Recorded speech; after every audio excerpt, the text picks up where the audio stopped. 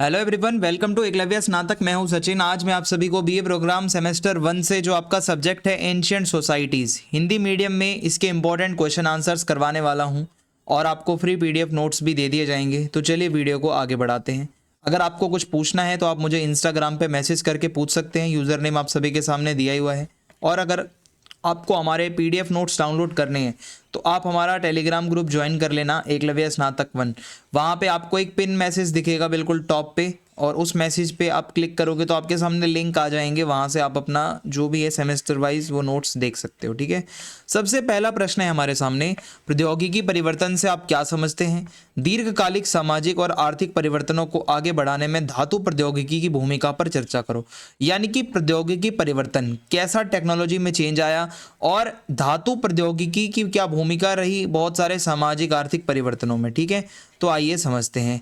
देखो भाई, धातु प्रौद्योगिकी का मतलब है कि जब इंसानों ने धातुओं का इस्तेमाल करना लगा तो धातु प्रौद्योगिकी का आगमन मानव इतिहास में सबसे महत्वपूर्ण तकनीकी परिवर्तन है। क्योंकि इससे पहले मनुष्य जो है धातु का यूज़ नहीं करता था, पत्थर के औजार थे, पत्थर का सब कुछ था। और हुआ क्या, यही धातु के आने से कांस्य युग, लौह युग, ऐसे ऐसे युग जब ही आए जब धातु प्रौद्योगिकी का विकास हुआ। ठीक है, आर्थिक परिवर्तन क्या हुए धातु के आने से? तो देखो, कृषि की उत्पादकता में वृद्धि हुई। कैसे? हल, दराती, कुदाल, आपको पता है ये सारे कृषि के उपकरण हैं। तो जब धातु से ये औजार बनाए गए तो इससे कृषि की दक्षता में वृद्धि हुई, यानी कि कृषि और अच्छे से होने लगी और इससे अधिशेष खाद्य उत्पादन हुआ। यानी कि एक होता है कि खाने में जो भी आप चीज़ें क्रॉप्स वगैरह जो उगा रहे हो वो लिमिटेड उगा रहे हो अपने यूज़ के लिए। एक होता है सरप्लस, यानी कि अधिशेष, बहुत एक्स्ट्रा बच जाना। तो वो चीज़ें अब होने लगी, जब ज़्यादा अच्छी कृषि होती है तो हमेशा अधिशेष बचता है। फिर ऐसे में क्या होता है, जनसंख्या वृद्धि भी होगी, लोग एक जगह रहने लगेंगे, लोग जो है स्थायी तरीके से एक जगह बसने लगे। व्यापार और वाणिज्य, इसका मतलब है धातु से बने सामान जैसे हथियार, औजार, आभूषण, ये सभी व्यापार की वस्तुएं बन गए। यानी कि जिसको ये धातु से बनाना आता था उसने ये सब चीजें बना बना के बेची। धातु प्रौद्योगिकी में महारत हासिल करने वाले समाजों ने, ऐसे कुछ लिमिटेड समाज थे जो कि धातु प्रौद्योगिकी में बहुत आगे थे, जिनको धातु से बहुत कुछ बनाने आता था, तो जिनको उसमें महारत हासिल थी वो व्यापार में आगे थे और उनका आर्थिक लाभ भी हुआ। ठीक है, वस्तुओं का आदान प्रदान हुआ। विशिष्ट पेशे, हुआ क्या, धातु विज्ञान के विकास के लिए विशिष्ट कौशल की आवश्यकता थी। हर कोई तो धातु से सामान नहीं बना सकता, एक स्किल तो चाहिए ही चाहिए। तो ऐसे में लोहार और जो धातु का काम करने वाले लोग हैं, इनके जैसे व्यवसाय या प्रोफेशंस का उदय हुआ, जो लोग स्पेशली डेडिकेटेड यही काम करते थे। तो इससे श्रम विभाजन हुआ, आर्थिक विविधीकरण हुआ। इसका मतलब है सोसाइटी में अलग अलग श्रम करने वाले लोग आए जो अलग अलग प्रोफेशंस में गए। फिर है सामाजिक परिवर्तन। हुआ क्या, धातु संसाधनों पर नियंत्रण। जिस जिस भी समाज में जिन लोगों के पास धातु बहुत ज़्यादा थी या ये जो धातु संसाधन बहुत ज़्यादा थे, वो अक्सर कुलीन वर्ग के लोग हुआ करते थे या फिर शासक हुआ करता था। यानी कि जो ज़्यादा पैसे वाला होता था उस पर ज़्यादा धातु होती थी, संसाधन ज़्यादा होते थे। फिर धातु प्रौद्योगिकी से प्राप्त धन जैसे कि हथियारों या विलासिता की वस्तुओं का कब्जा अक्सर सामाजिक पदानुक्रम को परिभाषित करता है। मीन्स जिसके पास धातु की वजह से ज़्यादा पैसा था, जिसपे ज़्यादा हथियार थे, लग्जरियस लाइफ थी, वो अक्सर समाज में बहुत ऊपर माना जाता था वो आदमी। शहरीकरण, हुआ क्या, जब अच्छे औजार बने और इससे जो व्यापार से भी जो हाथ में पैसा आया उससे शहरों का विकास हुआ और शहरी केंद्र जो है वो धातु विज्ञान, व्यापार और सांस्कृतिक आदान प्रदान के केंद्र बन गए। इट मीन्स शहरों में व्यापार होने लगा, धातुएं इधर से उधर बेची जाने लगी। और जब आप व्यापार करते हो तो दूसरे कल्चर का बंदा आएगा कुछ खरीदने, आप दूसरे कल्चर से आ रहे हो, तो आपका कल्चरल एक्सचेंज मीन्स सांस्कृतिक आदान प्रदान भी होगा। सैन्य शक्ति और राज्य गठन, हुआ क्या, जब तलवारें बनने लगी धातु से, भाले बनने लगे, कवच बनने लगे, आर्मर वगैरह, तो ऐसे में धातु के हथियारों ने युद्ध में क्रांति ला दी। पहले के समय में युद्ध अलग तरीके से होते थे, अब युद्धों में क्रांति आ गई।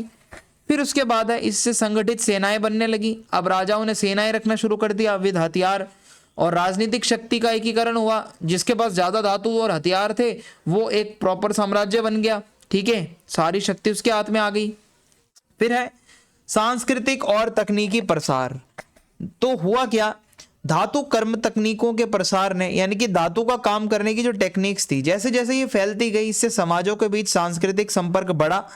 क्योंकि धातु कर्म का ज्ञान अक्सर व्यापार, प्रवास या विजय के माध्यम से फैला। अब ये धातु जिसको बनानी आती है, धातु से टूल्स बनाना, वो सब करना, तो जो बंदा व्यापार करेगा, व्यापार के जरिए वो नॉलेज दूसरी जगह जाएगी। या कोई धातु कर्म को जानने वाला व्यक्ति कहीं प्रवास करेगा, कहीं और जाएगा, तो वो अपनी नॉलेज उधर ले जाएगा। या फिर अगर कोई बंदे ने कोई जगह जीत ली, तो वहाँ पे क्या है, जितने भी धातुकर्मी होंगे वो उन सबको अपने साथ ले जाएगा। तो ऐसे में अलग अलग सभ्यताएं जो हैं वो आपस में जुड़ने लगी धातु टेक्नोलॉजी की वजह से। फिर है पर्यावरणीय प्रभाव। जब धातु अच्छे से काम इतने आ रही है तो इसकी मांग बढ़ेगी, मांग बढ़ेगी तो धातु आती तो जमीन से ही है, तो खनन की गतिविधि मीन्स खुदाई बढ़ जाएगी। इससे में क्या होगा, जब भाई ऐसे में पर्यावरण पे प्रभाव पड़ेगा, नुकसान होगा, पर्यावरण का शोषण होगा। आप इतनी खुदाई करोगे तो प्रदूषण होगा।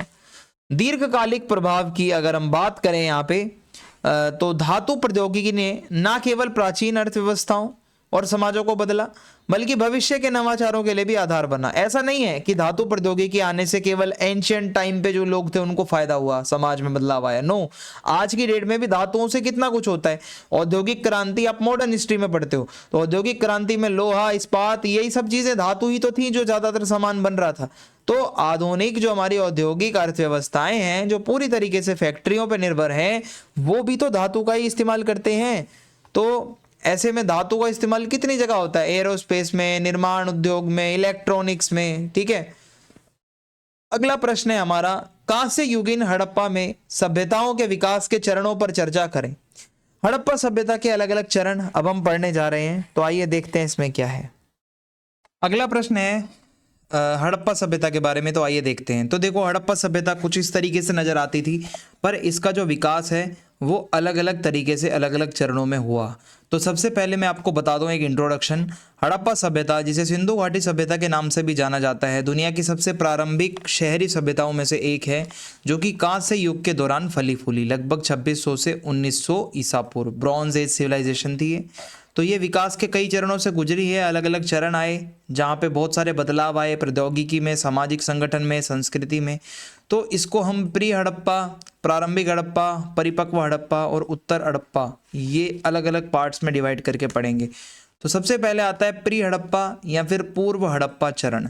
2600 ईसा पूर्व से पहले की बात करें तो इस चरण को ताम्रपाषाण काल के नाम से जाना जाता था। इसमें मेहरगढ़ जैसी प्रारंभिक बस्तियां थी, मेहरगढ़ जैसी बस्तियां हैं जहाँ पे लोग रहते थे, छोटे छोटे गांव थे। जैसा कि आज आप हड़प्पा सभ्यता में पढ़ते हो वैसा कुछ नहीं था। कृषि और पशुपालन पे ही डिपेंड था सब कुछ। औजार पत्थर के थे, तांबे से बनाए जाते थे, और मिट्टी के बर्तन हाथ वाले थे।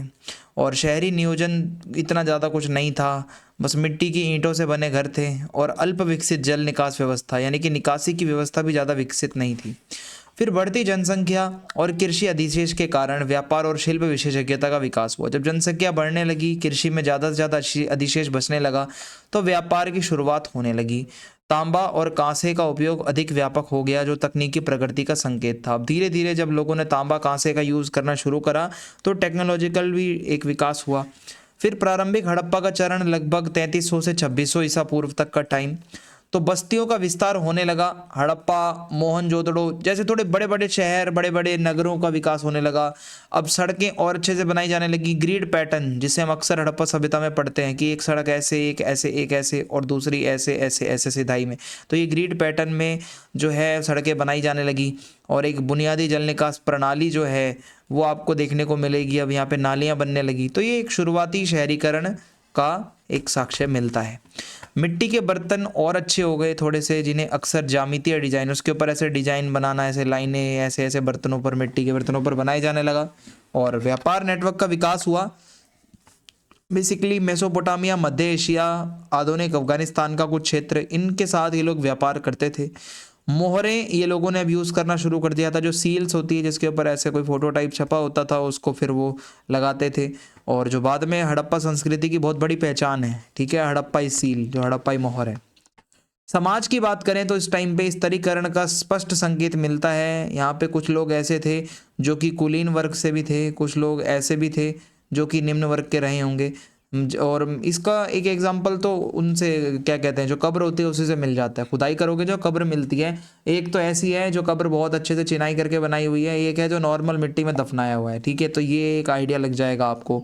मनका बनाना, मिट्टी के बर्तन बनाना, धातु से सामान बनाना, ये सब चीज़ों में लोग अब थोड़े थोड़े स्पेशलाइजेशन लेने लगे थे, मतलब लोग बनाने लगे थे। फिर परिपक्व हड़प्पा का चरण आता है लगभग 2600 से 1900 ईसा पूर्व का।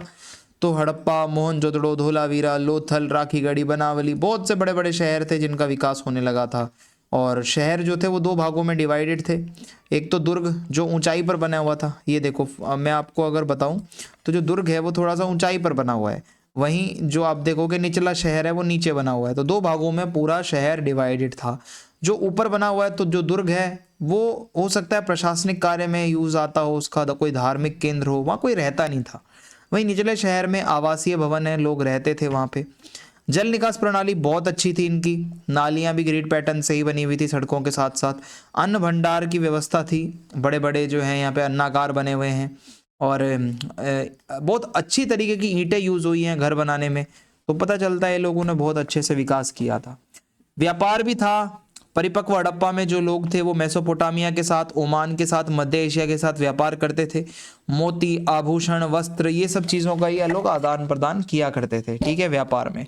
और इनका अपना एक मानकीकृत वजन का भी सिस्टम था। इसका मतलब है वेट, तोलना। जैसे तराजू होता है, ठीक है, तराजू में क्या होता है, वो उसमें बाट रखते हैं हम ऊपर, 10 किलो का, 5 किलो का और 50 किलो का। तो इनके अपने वजन ऐसा ही उनका भी था, जो बाट होता है, तोलने वाला सिस्टम।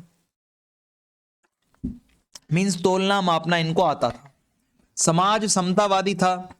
अब यहाँ पे इस परिपक्व हड़प्पा में माना जाता है कि भाई जो ज़्यादा बड़े कोई राजा वाजा नहीं थे, क्योंकि कोई महल, कोई मकबरा ऐसा नहीं मिला है। शिलालेख और रूपांकन वाली मोहरें एक लिपि और धार्मिक या प्रशासनिक कार्यों के उपयोग का संकेत देती हैं। जो इस टाइम के शिलालेख मिले हैं, जो इस टाइम की मोहरें मिली हैं जिस पर कुछ लिखा हुआ है, तो उस पर कुछ धार्मिक चित्र बने हुए हैं। ऐसा लग रहा है कोई पशुपति, कोई नाथ जी हैं जिसके चारों तरफ जानवर हैं, बीच में वो बैठे हैं, या मोहरों को प्रशासनिक रूप से यूज़ किया जाता था। इसके अलावा कई सारे खुदाई में खिलौने मिले हैं, मूर्तियाँ मिली हैं, आभूषण मिले हैं। तो ये सब बताता है कि इनका सांस्कृतिक जीवन बहुत अच्छा था इन लोगों का। औजार, हथियार और आभूषणों के लिए कांसे का उपयोग बहुत ज़्यादा होता था। धातु विज्ञान और शिल्प कौशल, ये बहुत इनका अच्छा था। मीन्स धातु से सामान बनाना और शिल्प कौशल, हाथों का जो कौशल होता है, जो क्राफ्ट होता है, वो इनका बहुत अच्छा था। मन के बनाना, मिट्टी के बर्तन बनाना, आभूषण बनाना। फिर उत्तर हड़प्पा चरण आता है लगभग 1900 से 1300 ईसा पूर्व। ये वो टाइम था जब हड़प्पा का पतन होने लगता है, शहरी केंद्रों का पतन होता है, ग्रामीण और छोटे शहरों की बस्तियों का एक वो विकास हो रहा है। यहाँ पे जो बड़े शहर थे वो धीरे धीरे जो है पतन मुखी हो रहे थे। और शहरी नियोजन और बड़े पैमाने पर जो वास्तुकला थी वो कम हो गई। जो बड़े बड़े शहर बन रहे थे वो सब हो रहा था, वो धीरे धीरे इस टाइम तक कम हो गया। व्यापार थोड़ा कमज़ोर हो गया। लिपि और मानकीकृत जो भार हैं वो इस टाइम पे बहुत कम मिले हैं। ज़्यादा वो मोहरे वोहरे वो भी थोड़ी कम हो गई थी। हो सकता है कि भाई वो कुछ ऐसा हुआ हो, प्रशासनिक विघटन हो गया हो या पतन हो गया हो हड़प्पा सभ्यता का। पर्यावरण में भी बहुत से बदलाव हुए। हो सकता है नदियाँ सूख गई हो, बाढ़ आ गई हो, जिससे कि कृषि प्रभावित हुई हो, बस्तियों में लोग डूब गए हों। और व्यापार मार्गों में अगर बदलाव आ जाएगा तो उससे भी हो सकता है कि भाई व्यापार रुक गया हो, आर्थिक उनको नुकसान हुआ हो। इसके अलावा माना जाता है कि आर्यों ने इनके ऊपर आक्रमण किया था, उससे भी इनकी सभ्यता का अंत हो गया। तो बहुत सी चीज़ें हैं। फिर है चीन की शांग सभ्यता की अर्थव्यवस्था और व्यापार का पैटर्न क्या है, उसका मूल्यांकन हमें करना है। तो चाइना के अंदर इसी टाइम पे ब्रॉन्ज एज सिविलाइजेशन हम पढ़ रहे हैं। एक तो हड़प्पा है, चाइना की है, एक यूरोप कह रहा हूँ, वो आपकी इजिप्ट वाली है, ठीक है। तो ये तीनों ही हैं आपके सिलेबस में। तो अब हम चाइना वाली जो सिविलाइजेशन है, जो सभ्यता है, उसको समझते हैं। तो ये कृषि आधारित था भाई, जितना भी इनका समाज था, जो इनकी सभ्यता थी। बेसिकली ये चाइना वाले लोग जो थे उस टाइम पे बाजरा, चावल, गेहूं ये उगाते थे। मवेशियों को पालते थे, भेड़, सूअर, घोड़े जैसे जानवरों को भी पालते थे। और ये लोग कृषि में यूज़ करते थे जानवरों का, अनुष्ठानों में भी यूज़ होता था। सिंचाई की व्यवस्था बहुत अच्छी थी इनकी। सिंचाई की जो विधियां थी बहुत उन्नत थी। औजार कांसे के थे, तो कृषि भी अच्छे से हो रही थी भाई। और इनका जो कांस्य उद्योग है, कांसे से सामान बनाने की जो इनकी फैक्ट्री थी वो बहुत ज़्यादा अच्छी थी इन लोगों की। होता क्या था, शांग राजवंश अपनी उन्नत, जो शांग राजवंश के समय में जो कांसे का काम था वो बहुत ज़्यादा, ब्रॉन्ज का काम अच्छा हो रहा था। ये लोग बहुत फेमस थे। इनकी अर्थव्यवस्था का आधार था कांसे से टूल्स बनाना, हथियार बनाना। तो कांसे का उपयोग औजार, हथियार और अनुष्ठान के बर्तन बनाने के लिए होता था। जो कि बेसिकली फेमस है ये लोग इसी चीज़ के लिए ज़्यादा। कारीगर और शिल्प कौशल, मैंने आपको बताया कि भाई ये लोग उद्योगों में बहुत ज़्यादा इनका हाथ अच्छा था। तो शांग सभ्यता में कारीगर जो है वो जेड नक्काशी बहुत अच्छी करते थे, है ना, मिट्टी के बर्तन बहुत अच्छे बनाते थे, रेशम की बुनाई अच्छी करते थे, कांसे की ढलाई बहुत ये करने में माहिर थे। तो ये इनको घरेलू तो यूज़ करते ही थे इन सब सामानों को, इसके साथ साथ ही इन सब सामानों को बनाकर बेच भी दिया करते थे। ठीक है, फिर है वस्तु विनिमय प्रणाली। अब इस टाइम की जो भी सभ्यताएं, हड़प्पा हो, चाइना वाले हो, ये ज्यादातर वस्तु विनिमय ही करते थे, कोई करेंसी नहीं थी। तो शांग कारीगर जेड नक्काशी वगैरह करते थे, ये सब मैंने आपको बता ही दिया है। और वस्तु विनिमय ये लोग किया करते थे, जो कि आपको पता है कि भाई अगर किसी को भाई जरूरत है गेहूं की, चावल की, और उसके पास है कोई कांसे का सामान, कोई टूल या कोई हथियार, तो वो अदला बदली कर लेगा। अब व्यापार का पैटर्न समझने का प्रयास करते हैं। सबसे पहले ये लोग आंतरिक व्यापार करते थे। शहरों और ग्रामीण क्षेत्रों के बीच में एक स्थानीय व्यापार होता था, अंदर ही अंदर जो होता है सभ्यता के, जो भी कृषि में बच जाता था एक्स्ट्रा, उसका अंदर ही अंदर व्यापार कर दिया जाता था। जो हैंडीक्राफ्ट होते हैं, हस्तशिल्प है, औजार हैं, उनका आदान प्रदान होता था। शांग की राजधानी है ऑनियोंग। ऑनियोंग एक ऐसा शहरी केंद्र था जहां बहुत ज्यादा व्यापार होता था और एक व्यापारिक केंद्र के रूप में ये जगह ने काम किया। बाहरी व्यापार की बात करें तो शांग सभ्यता वाले लोग मध्य एशिया, दक्षिण पूर्व एशिया और कोरियाई प्रायद्वीप के साथ जो है अपना व्यापार करते थे। कांसे के उपकरण, बर्तन, जेड कलाकृतियां, रेशम, ये सारा सामान ये लोग जो है निर्यात करते थे, मिट्टी के बर्तन वगैरह। आयात की बात करें तो ये लोग बाहर का सामान जो मंगवाते थे उसमें है कौड़ी। आपने सुना होगा ना भाई, तू तो तेरे को मैं फूटी कौड़ी ना दूं, वो कौड़ी एक करेंसी होती है जो बाद में इन लोगों ने मुद्रा के रूप में इसको यूज किया था। देखो मैं आपको दिखाता हूँ, ये है कौड़ी, शेल्स जिसको कहते हैं। तो होता क्या है, कौड़ी की बहुत बड़ी भूमिका है। शांग क्षेत्र में ये कौड़ी तो नहीं होती थी, ये बाहर से आई है कौड़ी, ये कहीं और की है। तो पता चलता है कि ये लोग व्यापार तो करते थे। जब बाहर का सामान मिल रहा है तो भाई ये सीधा सीधा इंडिकेशन। परिवहन और संचार की बात करें तो येलो रिवर, पीली नदी, उसके आसपास की नदियां, वहां पे ये सभ्यता विकसित हुई। तो वहां पे व्यापार के लिए और संचार के रूप में वो नदियों का यूज किया, नाव वगैरह ले जाओ अपनी। ठीक है, तो ऐसा था इनका। प्रारंभिक लेखन प्रणालियों की उत्पत्ति ने सभ्यताओं के विकास को कैसे प्रभावित किया, मेसोपोटामिया सभ्यता के संदर्भ में आपको बताना है। लेखन प्रणाली से सभ्यता का विकास कैसे होता है, मेसोपोटामिया के संदर्भ में आपको बताना है। तो भाई देखो, मेसोपोटामिया वाले लोग ऐसे मिट्टी की ये पट्टिकाओं पर, टैबलेट्स के ऊपर जो होता है लिखा करते थे, और इनकी जो लिपि है उसको क्यूनिफॉर्म कहा जाता था। ठीक है, होता क्या है, ये दजला फरात नदी के आसपास का एरिया था पूरा मेसोपोटामिया का। 3100 ईसा पूर्व के आसपास क्यूनिफॉर्म, जो कि एक लिखने का इनका एक स्टाइल था, उसका आविष्कार हुआ। और शुरू में इन्होंने ये जो भी चीज़ें ये लिखते हैं, इसके लिए ये क्यूनिफॉर्म लिपि का यूज़ करते थे। कानून लिखने में, धार्मिक ग्रंथों को लिखने में, साहित्य लिखने में, वैज्ञानिक कोई ज्ञान है, एस्ट्रोलॉजी से रिलेटेड है, उसको लिखने में। और प्रशासन और शासन में अगर हम देखें, लिखने की वजह से क्या हुआ, कुछ जगहें हैं यहाँ पे, और बेबीलोन और सुमेर, ये 3 शहर हैं। यहाँ पे प्रशासन को बहुत ज्यादा फायदा हुआ लेखन प्रणाली के कारण, क्योंकि एक प्रॉपर वो सब चीजें आप प्रबंधन के साथ देख सकते थे। कानूनों का संहिताकरण, पहले के कानून मुंह जुबानी थे, अब जब लेखन प्रणाली का विकास हुआ तो कानूनी प्रणालियां और अच्छी हो गई, औपचारिक हो गई। और इसका मतलब था सीधा सीधा कि भाई अब लोगों ने लिखित में कानून लिखना शुरू कर दिया तो वो और इफेक्टिव हो गए। जैसे कि हम्मुराबी की संहिता, जैसे हमारा मनुस्मृति है, जैसे हमारा संविधान है, वैसे इन्होंने हम्मुराबी की संहिता बनाई समाज के लिए कानून। तो वो भी लिखित में आया तो लोगों को और ज़्यादा अच्छे से समझ आया। तो इससे कानून मतलब क्या था कि भाई इसने ये सुनिश्चित किया कि कानून पूरे राज्य में सही से लागू हो, एक सामाजिक स्थिरता आए। कहने का मतलब है लेखन प्रणाली से ये तो हुआ। कुशल कराधान और संसाधन प्रबंधन, हुआ क्या, लेखन प्रणाली से टैक्स वगैरह का रिकॉर्ड लिखा जाने लगा, कराधान जिसको हम कहते हैं। संसाधन कितने हैं, कितने बचे हैं, कितने नहीं है, ये भी अब लिखित में आ गया।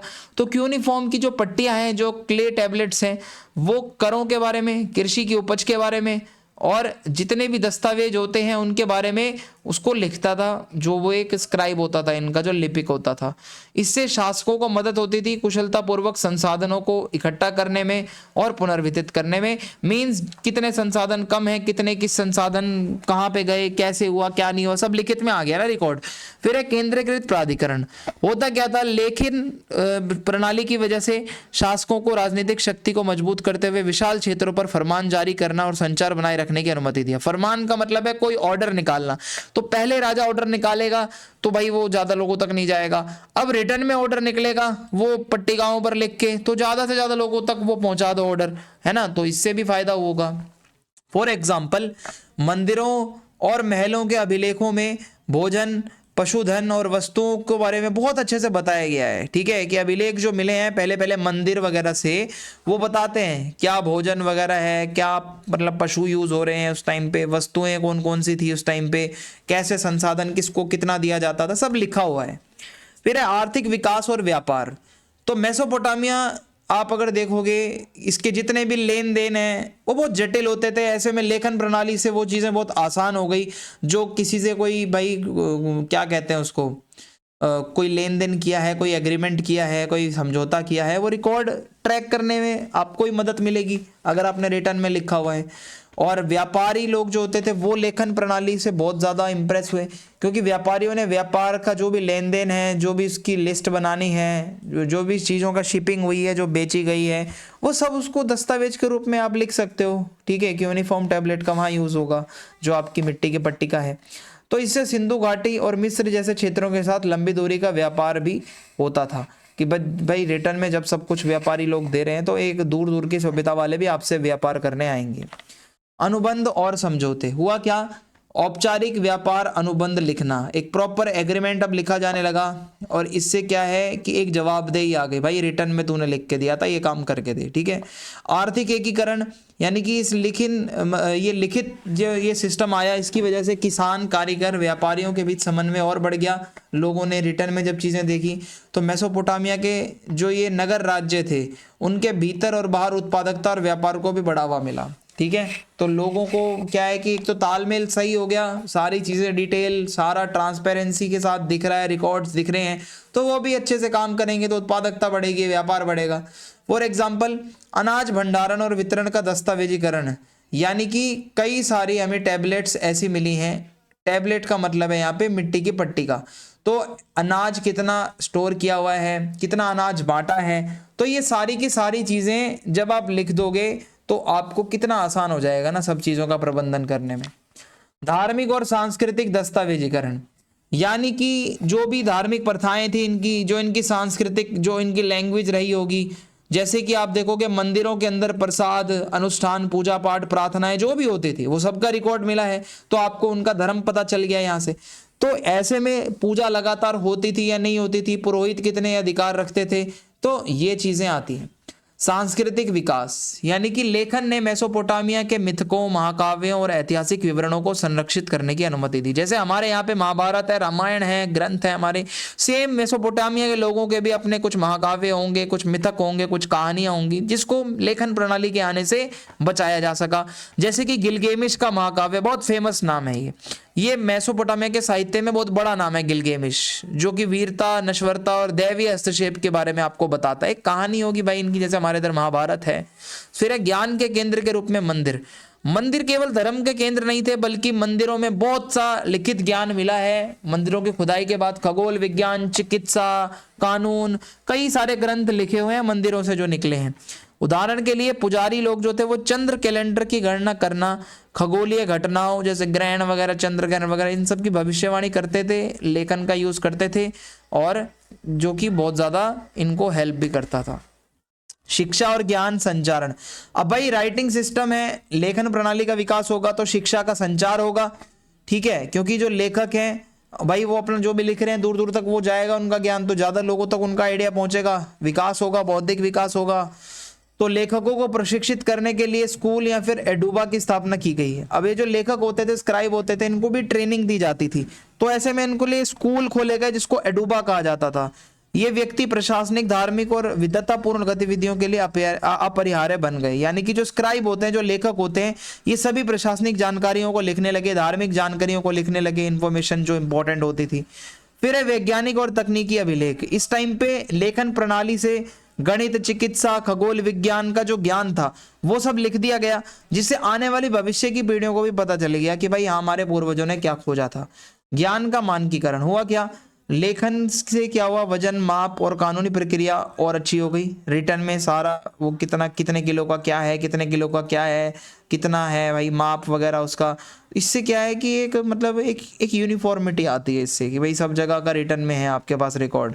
उदाहरण के लिए मेसोपोटामिया के लेखकों ने गणितीय गणनाएं दर्ज की जिनका उपयोग इंजीनियरिंग सिंचाई प्रणालियों के लिए करते थे, है ना। अब इंजीनियरों ने वो सब पढ़ रखा होगा, फॉर्मूला वगैरह इन्होंने लिख दिए होंगे, अब वो इंजीनियर बाद में उसको यूज कर रहे हैं। तो ये सब बातें हैं।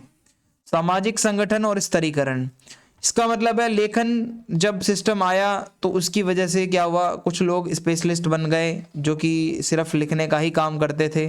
समाज में स्तरीकरण हुआ, इसकी वजह से हुआ क्या, लिपिक वर्ग का उदय हुआ जिसको हम स्क्राइब भी कहते हैं, जो लोग लिखते थे। पढ़ने और लिखने के लिए कुछ ट्रेंड लिपिक लोग होते हैं जो कि महत्वपूर्ण सामाजिक स्थिति रखते थे, समाज में बहुत ऊपर माना जाता था लिपिक लोगों को, जो अक्सर मंदिर महलों और व्यापारिक घरानों में काम करते थे, जो लिपिक होते थे। श्रम विभाजन हुआ भाई, लिखने की वजह से क्या हुआ, किसान, कारीगर, व्यापारी और प्रशासकों के बीच अच्छा कोऑर्डिनेशन हुआ, ठीक है। और यही है कि भाई हर कोई प्रोफेशनली हर काम करने लगा, ऑफिशियल हो गया हर काम जब राइटिंग सिस्टम आया। सामाजिक व्यवस्था, यानी कि लेखन के माध्यम से क्या हुआ, जो भी चीज़ें लिखित में आ गई उससे समाज का लॉ एंड ऑर्डर जो एक व्यवस्था होती है, कानून व्यवस्था, वो और अच्छी हो गई, संघर्ष कम हो गए, कैसे सद्भाव का विकास हुआ और मतलब कैसे सभी लोग प्यार से रहने लगे, सभी को अपनी जिम्मेदारियां पता चल गई। उदाहरण के लिए लेखकों ने अक्सर विवाद और समाधानों का दस्तावेजीकरण किया, एक ऐसी कि वो पूरी एक जानकारी लिख दी गई कि क्या क्या विवाद होते हैं, इनके समाधान क्या क्या होते हैं, तो इससे भी बहुत फायदा हुआ भाई। सैन्य और कूटनीतिक अनुप्रयोग हुआ क्या, लेखन प्रणाली से सैन्य और कूटनीतिक मामलों में भी मदद मिली, क्योंकि जो सैन्य आंदोलन होते थे उससे रिलेटेड बहुत सारे डॉक्यूमेंट मिले हैं, बहुत सेना से रिलेटेड वो कैसा सामान जा रहा है, क्या सामान आ रहा है, किलेबंदी का क्या रिकॉर्ड है, कितने सैनिक हैं, कितना पैसा सैनिकों को जा रहा है, कौन सा अभियान कहाँ चल रहा है, सब रिटर्न में होगा तो और अच्छे से रहेगा सामने। फिर है पड़ोसी क्षेत्र के साथ अगर गठबंधन बनाना है, संघर्ष को हल करना है, तो लिखित में वो टैबलेट पे कुछ लिख के भेज दो, ठीक है। जैसे कि मारी से प्राप्त मिट्टी की पट्टियां जो हैं, मारी एक शहर है यहाँ का, तो वहाँ पे जो पट्टियां हैं वो मेसोपोटामिया के राजाओं और विदेशी शासकों के बीच संधियों को दिखाती हैं। यानी कि जो मारी से हमें पट्टियां मिली हैं उस पर लिखा है मेसोपोटामिया के राजा दूसरे राजाओं के साथ बातचीत करते थे इस ये बेच के, ठीक है। अगला प्रश्न है, मिस्र में कांस्य युगीन सभ्यता के उद्भव और परिस्थितिकी और अन्य कारकों के महत्व का मूल्यांकन करें। यानी कि मिस्र के अंदर, इजिप्ट में जो आपकी कांस्य युगीन सभ्यता है उसका जो उद्भव हुआ, उसके पीछे जो पारिस्थितिक कारण थे और जो अन्य कारक थे वो आपको बताने हैं।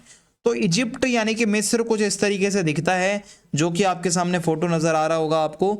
अब मैं आपको समझाता हूं इसमें है क्या। तो देखो, मिस्र में कांस्य युग की सभ्यता, जिसको अक्सर पुराना साम्राज्य भी कहा जाता है, ओल्ड किंगडम, तो उसके बाद का जो काल है, ठीक है, यानी कि अक्सर पुराने साम्राज्य और उसके बाद का जो काल है उसी को ही मिस्र में कांस्य युग की सभ्यता कहा जाता है, जो कि लगभग 3000 ईसा पूर्व के आसपास फली फूली।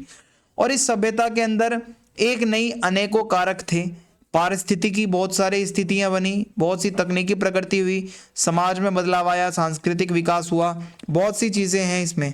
सबसे पहले मैं आपको पारिस्थितिक कारक बताता हूं इसके। तो देखो, सबसे पहले नील नदी का नाम आएगा, क्योंकि अक्सर जो सभ्यताएं होती हैं वो नदियों के पास विकसित होती हैं। तो नील नदी मिस्र की सभ्यता की जीवन रेखा यानी कि लाइफलाइन थी, क्योंकि वहाँ उपजाऊ मिट्टी और सिंचाई के लिए पानी बहुत अच्छे से आसानी से उपलब्ध था, और एक कृषि चक्र प्रॉपर फॉलो होता था कि जब आपको पता है पानी है, सब है, मिट्टी है, तो भाई खेती चलती रहती थी वहाँ पे।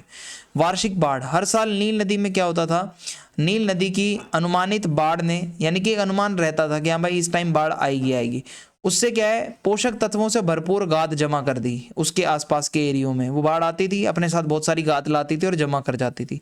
तो जब वो गाद वहाँ पे जमा हो जाती है तो वो मिट्टी उपजाऊ हो जाती है, जिससे गेहूं और जौ जैसी फसलें बहुत ज़्यादा वहाँ पे उगने लगी, और इससे एक्स्ट्रा फसल उगी। तो इस कृषि अधिशेष ने जनसंख्या वृद्धि करी। जब भी कृषि अधिशेष बचेगा, जनसंख्या बढ़ेगी, शहरीकरण होगा। ये चीज़ तीन चीज़ें आप कनेक्ट करके लिख ही देना।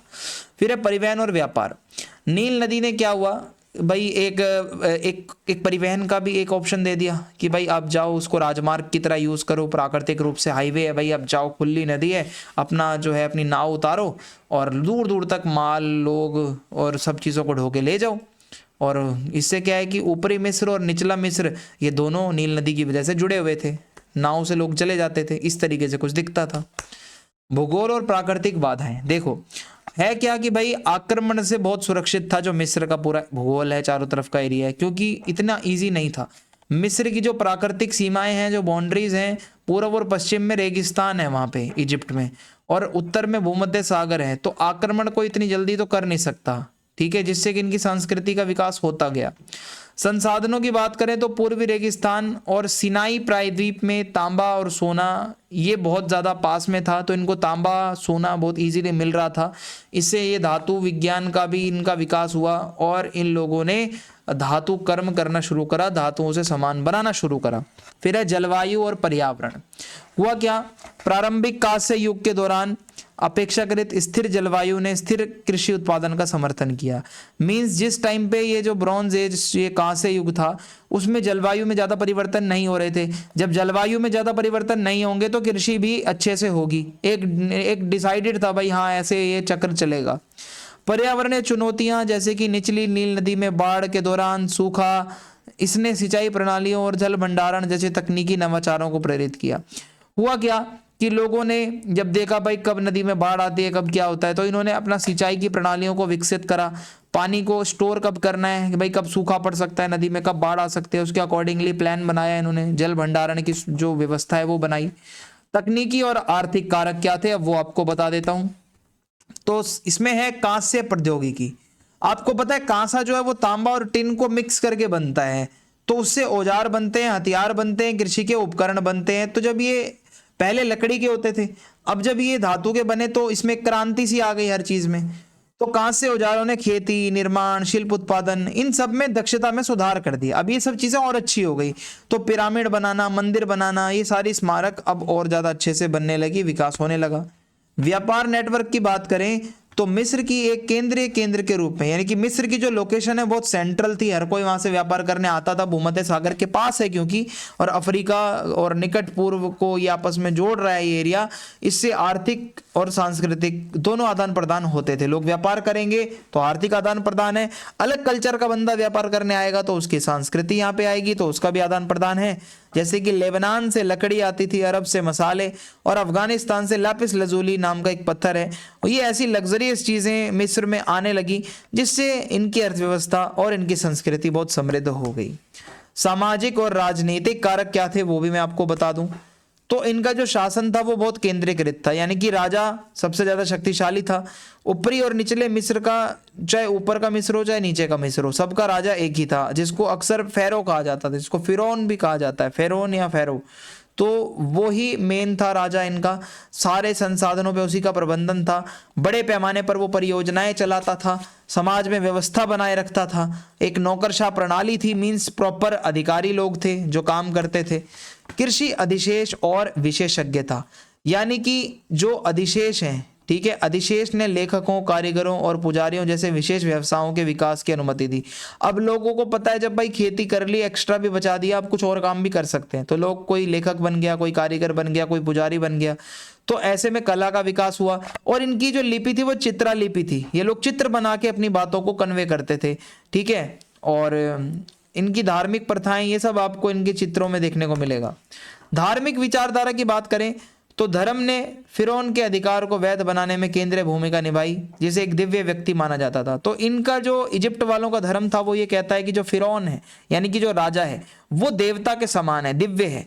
और गीजा का एक पिरामिड है जो कि एक स्मारक की तरह बनाया गया, ठीक है, और बहुत सारे मकबरे, मंदिरों का निर्माण कराया गया। और इसके अलावा ये बताता है कि भाई कितनी ज़्यादा शक्ति थी, ठीक है, उनके पास। और मृत्यु के बाद के जीवन में वो लोग विश्वास करते थे कि भाई कोई मर गया तो उसके साथ सामान वगैरह भी दफना दिया करते थे कि वो आगे इसको यूज़ करेगा। सांस्कृतिक और बौद्धिक योगदान क्या है इसको भी समझ लेते हैं। तो इसमें है लेखन प्रणाली। तो इनकी चित्रलिपि थी, चित्र में ये लोग लिखते थे। तो इससे क्या है, ये इन्होंने अभिलेखों को लिखना, प्रशासन और सांस्कृतिक जो भी चीज़ें इनको बतानी है ये अपने चित्रलिपि द्वारा लोगों को बताते थे। तो लिखित ग्रंथों में क्या है, कानून ये लोग लिखते थे, कृषि से रिलेटेड जो डेटा है वो लिखते थे, जो इनकी धार्मिक बातें हैं वो सब लिखते थे। एक तरीके से दस्तावेज की तरह बना दिया इन्होंने लिख के, जिससे क्या है संसाधनों का अच्छे से प्रबंधन कर पाते थे। और इनकी सांस्कृतिक पहचान भी एक बची रही कि हाँ भाई आज भी हम उस चीज़ को पढ़ पा रहे हैं। कला और वास्तुकला की बात करें तो कांसे के औजार, ये बहुत अच्छे लोग बना लेते थे। कांस्य औजार और इंजीनियरिंग में प्रगति ने स्मारकीय संरचनाओं के निर्माण को संभव बनाया, यानी कि ये बड़े बड़ी स्मारक बनाते थे, जैसे पिरामिड है, बड़े बड़े मंदिर हैं, बड़े बड़े मकबरे हैं। तो इससे पता चलता है कि इन्होंने कितनी सारी चीजें उपलब्ध करी। फिर यही जो मिस्र की जो पुराने साम्राज्य की सभ्यता है, कांस्य युगीन सभ्यता, इनकी अर्थव्यवस्था और इनका राज्य का गठन कैसे हुआ वो आपको अब बताना है। ठीक है, तो आइए देखते हैं, वापस चलते हैं इजिप्ट में।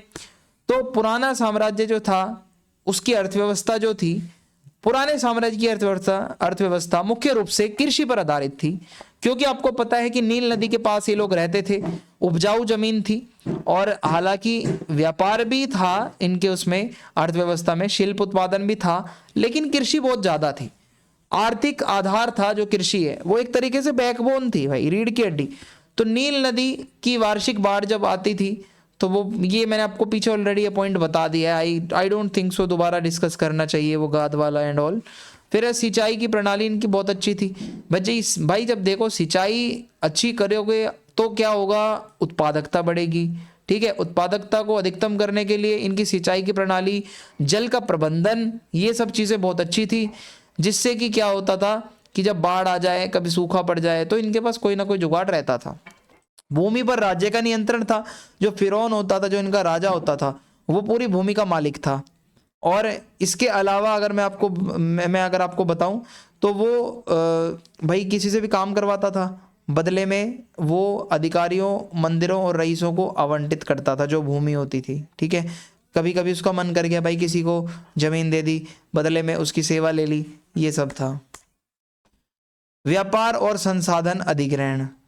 अब ये लोग एक तो घरेलू व्यापार करते थे मिस्र वाले, खाद्यान्न और वस्तुओं के अधिशेष ने, अब जब खाने की चीज़ें हैं और एक्स्ट्रा वस्तुएं बना रहे हो, एक्स्ट्रा है, तो ऊपर और नीचे का जो मिस्र है वो आपस में व्यापार करेगा, जिसको जो चीज़ चाहिए वो आंतरिक व्यापार से वो चीज़ मिल जाएगी उसे। फिर विदेशी व्यापार भी ये लोग करते थे अपने पड़ोसी क्षेत्रों के साथ, लेबनान से लकड़ी, अफगानिस्तान से लापिस लजूली, ये पीछे मैंने आपको अभी बताया था, वो आप रिपीट कर सकते हो यहाँ पे।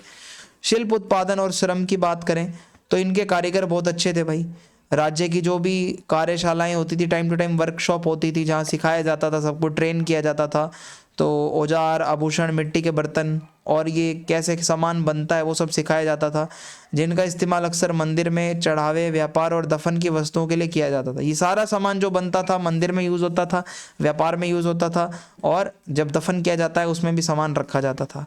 कांस्य औजार की बात करें, ब्रॉन्ज टूल्स, तो कांसे के औजार के आने से निर्माण और कृषि में बहुत दक्षता आ गई। ये तो आप पॉइंट हर जगह लिख दो, कोई भी कांस्य युगीन सभ्यता में ये पॉइंट चल जाएगा। अब ये अर्थव्यवस्था का पुनर्वितरण कैसे होता है वो समझ लो। होता क्या था कि भाई सारे संसाधन, सारे टैक्स, जितना भी कुछ होता था वो सब फिरौन के पास ही जाता था, जो फेरो या फिरौन जो भी है उसके पास जाता था। और ऐसे में क्या होता है कि भाई श्रमिकों, अधिकारियों और सेना में वापस वो फिर पैसा पुनर्वर्तित कर दिया जाता था। लोगों से टैक्स लिया, ठीक है, फिर वापस वही मजदूरों को उसी पैसे से वापस पे कर दिया, अधिकारियों को वो पैसे दे दिए, सेना को दे दिए। और पिरामिड निर्माण जैसी बड़ी बड़ी परियोजनाएं जो थी, ऐसे में श्रमिक जो वहाँ जाते थे काम करने, उनको भोजन मिलता था, बियर मिलते थे, भाई पीते होंगे, और वस्त्र भी मिलते थे, राशन मिलता था। तो ऐसे में क्या था, प्रॉपर एक धन का पुनर्वितरण होता था। प्राचीन साम्राज्य में राज्य का गठन। अब राज्य के बारे में अगर मैं आपको बताऊं तो जो पुराना साम्राज्य था इनका, वो केंद्रीकृत राज्य था, मजबूत था। जो फिरौन है खुद को देवता मानता था, नौकरशाही उसकी बहुत अच्छी थी, अधिकारी थे। ये देखो, ये होता है भाई फिरौन जो मैं बार बार बोल रहा हूँ, फिरौन यही होता है। तो अब होता क्या है, फिरौन की क्या भूमिका है, तो ये खुद को देवीय मानता है। फिरौन को एक जीवित देवता के रूप में देखा जाता था, जो माना जाता है कि भाई देवताओं का प्रतीक है। और इस विचारधारा ने ना केवल उसके अधिकार को वैध बनाया, वैलिड बनाया कि हाँ भाई मैं ही रहूँगा यहाँ का जो किंग है, बल्कि समाज में भी लोग चलो मानने लगे, हाँ यार ये देवता ही है हमारा, तो समाज में भी शांति रहने लगी। फिर फिरौन ने सभी भूमि, संसाधन, श्रम अपने हाथ में ले रखा था, ठीक है, और सत्ता पूरी तरीके से एक मतलब केंद्रीकृत थी, इसी के पास थी। और ऐसे में इसने बड़ी बड़ी परियोजनाएं भी चलाई इसी वजह से, जैसे पिरामिड बनवाना, बहुत सारे सिंचाई के कार्य करवाना, बहुत सारे। और इसके अलावा नौकरशाही तो भाई यानी कि जो अधिकारी वगैरह थे वो बहुत अच्छे थे, इसमें इसके पास इसके वजीर होते थे, गवर्नर होते थे जिसको नोमार्क कहा जाता था, लेखक इसके साथ रहते थे जो काम करते थे लिखने का। तो राज्य के जितने भी मामले हैं उस सबको मैनेज ये लोग कर लेते थे अच्छे से। ये अधिकारी टैक्स वगैरह वसूलते थे, संसाधनों को बांटते थे, कैसे श्रम, क्या कोई कितना श्रम कर रहा है, क्या कितनी मेहनत हो रही है, वो सब ये लोग देखते थे। रिकॉर्ड कीपिंग या रिकॉर्ड रखना, यानी कि ये जब इनके पास अपनी लिपि थी, जो भी चित्रलिपि है जो भी है वटेवर, उससे इन्होंने करों को, कृषि की उपज को, प्रशासन का जो भी आदेश है वो सावधानी पूर्वक लिखना शुरू करा, जिससे कि सब कुछ अच्छा हो गया। प्रांतीय प्रशासन था। मिस्र जो है उसको नोम्स में विभाजित किया गया था, जहाँ पर हर एरिया का, हर जिले का एक नोमार्क होता था, जो एक गवर्नर होता था, जो कि मेन सरकार को जाके हर चीज़ की रिपोर्ट देता था। फिर है स्मारकीय परियोजनाएं और राज्य की शक्ति। होता क्या था, पिरामिडों का निर्माण करना, विशेष रूप से जोसर, खुफू और खफरे, ये कुछ 2-3 राजा हुए हैं जिन्होंने अपने टाइम पे बहुत सारे पिरामिड बनवाए थे। तो ये दिखाता है अपनी शक्ति को प्रदर्शन करना, मतलब शक्ति का प्रदर्शन करना चाहते थे। इसीलिए इन्होंने इतनी बड़ी बड़ी विशाल परियोजनाएं चलाई, और इसके लिए इन्होंने संसाधन, श्रम और ये सब चीज़ें, पैसा, हर चीज़ चाहिए थी भाई। तो ये आपको पता चलता है कि ये लोग कितने मजबूत थे और कितने शक्तिशाली थे जब ये सब काम ये करवा रहे थे। सैन्य और क्षेत्रीय नियंत्रण की बात करें तो स्थायी सेना थी, तो आंतरिक रूप से सब सुरक्षित रहता था, सही रहता था। जो भी इनकी बाउंड्रीज है वहाँ पर जो सेना तैनात रहती थी, व्यापार मार्गों पर सेना तैनात रहती थी। तो इसके अलावा पुराने साम्राज्य के दौरान सैन्य अभियानों ने मिस्र के प्रभाव को बढ़ाया। इन्होंने बहुत जगह अटैक भी करे थे भाई, विशेष रूप से नूबिया में जो है बहुत सारी ज़मीन जीती गई, जहाँ से सोना और कुछ और भी संसाधन इनको मिले। तो सेना इनकी बहुत मजबूत थी। अर्थव्यवस्था और राज्य गठन के बीच अंतर संबंध क्या है, तो देखो राज्य व्यवस्था हो या अर्थव्यवस्था हो, दोनों आपस में जुड़ी हुई है। क्योंकि होगा क्या, जब कृषि अधिशेष होगा, एक्स्ट्रा फसल बचेगी, तो वो फसल का व्यापार होगा, वो राज्य के पास संसाधन बढ़ेंगे, बड़े पैमाने पर परियोजनाएं जब चलानी है तो पैसा चाहिए, वो पैसा यहीं से ही, कृषि से ही आएगा। तो एक वर्क फोर्स के लिए भी आपको पैसा चाहिए जो यहीं से ही आएगा। फिर है पुनर्वितरण तंत्र, ये मैंने आपको बताया, टैक्स लेना, फिर उसी पैसे से वापस से उनको सैलरीज देना। तो इससे क्या होता है कि एक दूसरे पे वो निर्भर हो जाते हैं, जिससे फिरौह की शक्ति और मजबूत होती है। विचारधारा और अर्थव्यवस्था, पिरामिड जैसे स्मारक बनाना वो केवल ना केवल एक आर्थिक प्रयास, मतलब वो बनाना तो उसको था ही था, लेकिन वो एक धार्मिक और राजनीतिक बयान भी था कि हाँ भाई हम इतने मजबूत हैं, हम इतने बड़े बड़े पिरामिड बनवा रहे हैं। तो राजा अपने आप को भी दिखाता था और अपना आर्थिक रूप से भी वो फायदा ले ही रहा था कहीं ना कहीं। अब इसका पतन कैसे हुआ, जब इनकी शक्ति का बंटवारा हो गया, जब विकेंद्रीकरण हो गया शक्ति का, तो आर्थिक रूप से बहुत तनाव हो गए। नील नदी में बाढ़ आ गई, या नील नदी में बाढ़ में कमी आ गई होगी, पानी में कमी आ गई होगी, इस वजह से ये लोग यहाँ से चले गए। तो ऐसे में क्या हुआ कि एक प्रॉपर वो जो पहले एक केंद्रीकृत शासन था वो जब नहीं रहा, तो इनका पतन हो गया, ऐसा माना जाता है। अब हमारा अगला प्रश्न है, मिनोन या फिर माइसीनियन की कहाँ से युगीन सभ्यता। तो मैं आपको मिनोन सभ्यता के बारे में बताऊंगा, इनकी सामाजिक, आर्थिक और सांस्कृतिक क्या क्या विशेषताएं थी। तो देखो, ये लोग ऐसे पैलेस बनाकर रहते थे महलों में, ठीक है, इस तरीके से महल बहुत सारे मिले हैं इनके वहाँ पे। तो अब इसको समझते हैं। मिनोन सभ्यता, जो कि आप मैप में देखोगे तो तुर्की के नीचे वाला जो एरिया है और ग्रीस के नीचे वाला जो एरिया है, ठीक है, मेडिटेरेनियन सी, मध्य भूमध्य सागर के ऊपर वाला जो एरिया है, ये है आपका जहाँ पे इनका विकास हुआ। क्रेट नाम से एक द्वीप है जहाँ पे ये लोग रहते थे, और बहुत बड़ी सभ्यता तो नहीं थी लेकिन बहुत उन्नत जरूर थी। राज्य व्यवस्था की बात करें तो मिनोन सभ्यता एक केंद्रीकृत, मतलब भाई वहाँ पे वही बात है, एक राजा था जिसके पास सब कुछ पावर थी, और ये लोग महलों में रहते थे, जैसे कि नोसोस, फिस्टोस और मालिया में महल थे, जो कि प्रशासनिक और राजनीतिक केंद्र के रूप में काम करते थे। महलों में ये लोग रहते थे। और इसके अलावा महल नियंत्रण, प्रत्येक महल एक शहर राज्य के केंद्र के रूप में कार्य करता था, यानी कि बहुत बड़ी सभ्यता है अगर, तो एक महल यहाँ पे है तो वो पूरा एरिया वो महल से संभाला जाएगा, फिर एक महल यहाँ पे है, फिर एक महल यहाँ पे है, तो महल आधारित था इनका सब कुछ। तो उसमें व्यापार, कितना टैक्स लेना है, कितने संसाधन हैं, वो सब हर महल के ऊपर अलग अलग काम छोड़ दिया जाता था। धर्म की बात करें तो ये धर्म और शासन बहुत आपस में जुड़ा था, क्योंकि पुजारी राजाओं से जुड़े रहते थे और सभी सलाह वगैरह देते थे। और इसके अलावा मिनोन्स जो लोग थे वो ज़्यादा सेना और लड़ाई झगड़े में विश्वास नहीं रखते थे, वो कूटनीति और व्यापार पे ज़्यादा ध्यान देते थे। जैसा कि दिखता है कि ज़्यादा किलेबंदियाँ नहीं मिली हैं इनकी सभ्यता में। अर्थव्यवस्था की बात करें तो मिनोन लोग बहुत अच्छे व्यापारी थे, जो कि एशियन, मिस्र और निकट पूर्व में समुद्री व्यापार नेटवर्क स्थापित किया। इन लोगों ने इन 2-3 जगहों से लोग व्यापार करते थे। जैतून का तेल, शराब, मिट्टी के बर्तन और वस्त्र, ये इनका सामान था जो ये लोग बेचते थे, निर्यात करते थे। और क्रेट की जो भूमि थी जहाँ ये लोग रहते थे वो बहुत उपजाऊ भूमि थी, जहाँ पर ये मिनोन लोग गेहूँ, जौ, जैतून, अंगूर ये सब उगाया करते थे और ये इनके मेन खाने की चीज़ें हैं। शिल्प कौशल की बात करें तो मिनोन लोग अपनी कला के लिए बहुत प्रसिद्ध थे। बहुत बढ़िया मिट्टी के बर्तन बनाते थे, जैसे कामरेस वेयर नाम से बर्तन है। और भित्ति चित्र बहुत अच्छे ये लोग बनाते थे, दीवारों पर आभूषण बहुत अच्छे बनाते थे और इन्हीं चीज़ों का ये लोग व्यापार भी करते थे। महल जो है वो आर्थिक केंद्र के रूप में काम करते थे। ठीक है, मैंने आपको पीछे बताया, आसपास के क्षेत्रों से सामान एकत्रित करते थे और उन्हें आबादी या व्यापार के लिए पुनर्वितरित कर दिया करते थे। यानी कि सामान आता था और उसको फिर बेच दिया जाता था, कुछ सामान लोगों को दे दिया जाता था। इस तरीके से ये सब कुछ है। समाज की बात करें तो सबसे पहले कुलीन वर्ग के लोग थे, जहाँ पे शासक है, पुजारी है, अमीर लोग हैं जो कि प्रशासन और व्यापार संभालते। दूसरे वर्ग में कारीगर और शिल्पकार लोग हैं, जो आर्टिस्ट हैं, जो शिल्पकार हैं और जो कि जितना भी लग्जरी का सामान है वो सब यही लोग बनाते थे, श्रमिक थे। फिर है किसान और मजदूर, ये कृषि का काम करने वाले लोग हैं, सबसे लास्ट में थे। महिलाओं की भूमिकाओं की बात करें तो बहुत महत्व दिया जाता था महिलाओं को, क्योंकि वो कला में महिलाएं बहुत आगे रहती थी, धार्मिक अनुष्ठानों में महिलाएं बहुत आगे रहती थी और इसके अलावा बड़े बड़े सामाजिक पदों पर, पुरोहित पदों पर भी महिलाएं थीं। धर्म की बात करें तो हो सकता है प्रकृति की पूजा ये लोग करते थे और प्रजनन क्षमता पर ये लोग बहुत ज़्यादा पूजा करते थे उस चीज़ की। ठीक है, और यानी कि नेचर वर्शिप करना और ये सब। देवी माँ हो सकता है कोई देवता वगैरह इनके होते हों, या फिर 2 तरीके की कुल्हाड़ी वगैरह जैसा कुछ निशान प्रतीक मिले हैं जिससे ये लोग उसकी कुछ पूजा करते होंगे। कोई ऐसा ठोस प्रमाण नहीं है। शहरी और ग्रामीण जीवन की बात करें तो शहर में महल होते थे, उसके चारों तरफ जीवंत शहरी केंद्र होता था। यानी कि महल है तो उसके चारों तरफ शहर होगा, अच्छी सड़कें बनी होंगी, अच्छी निकासी होगी। गाँव में क्या है, खेती ज़्यादा हो रही होगी, महल थोड़े से गाँव के पास होंगे। ठीक है, फिर है अगला प्रश्न हमारा, कांस्य युग शब्द से आप क्या समझते हो?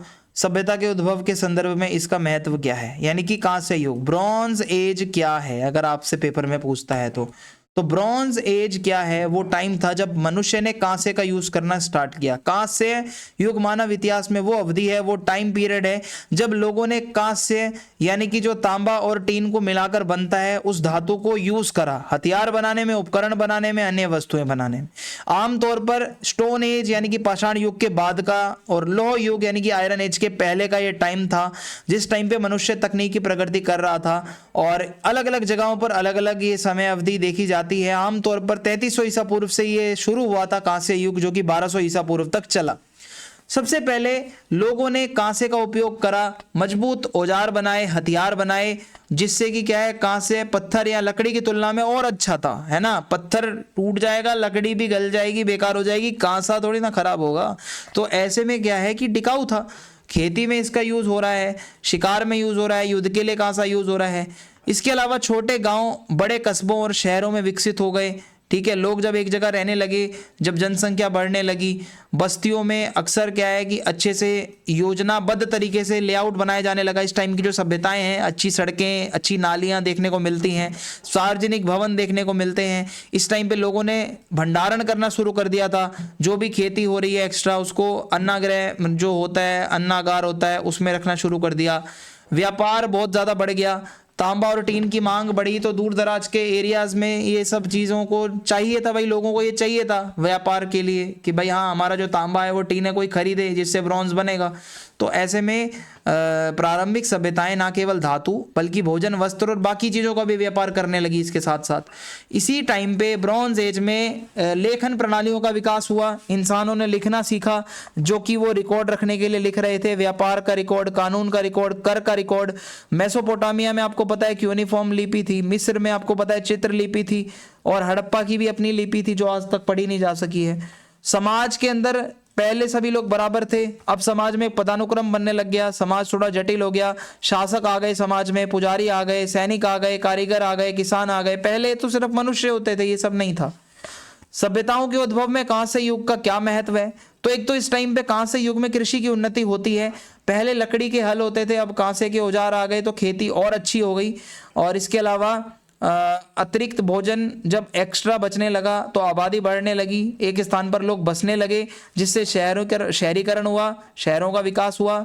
और बड़ी बड़ी बस्तियों के लिए शासन की भी अब जरूरत थी। अब जब भाई सभ्यता बनेगी, बड़ा बड़ा एकदम वो एरिया हो जाएगा, तो वहाँ राजा भी चाहिए कुछ संभालने के लिए। तो राजा, नौकरशाह यानी कि अधिकारी वर्ग, कानून, इन सब का उदय हुआ। समय के साथ साथ मेसोपोटामिया, मिस्र, सिंधु घाटी और चीन जैसी सभ्यताएं फली फूली।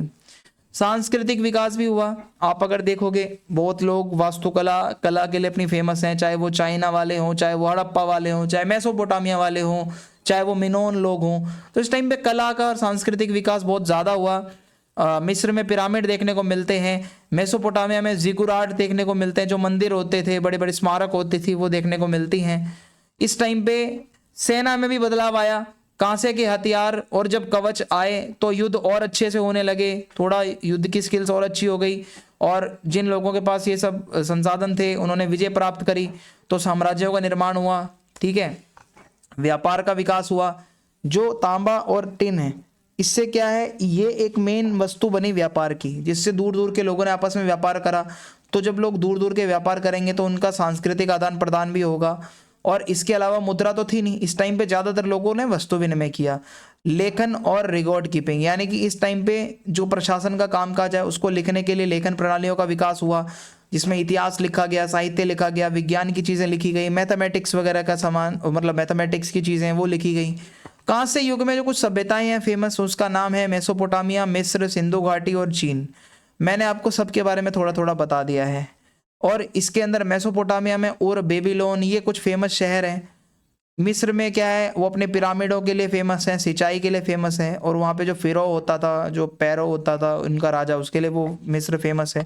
सिंधु घाटी अपने शहरीकरण के लिए फेमस है। चीन वाले लोग अपने कांसे की ढलाई, कांसे के काम के लिए फेमस हैं, जो उन्होंने लिखने का काम किया उसके लिए वो लोग फेमस हैं।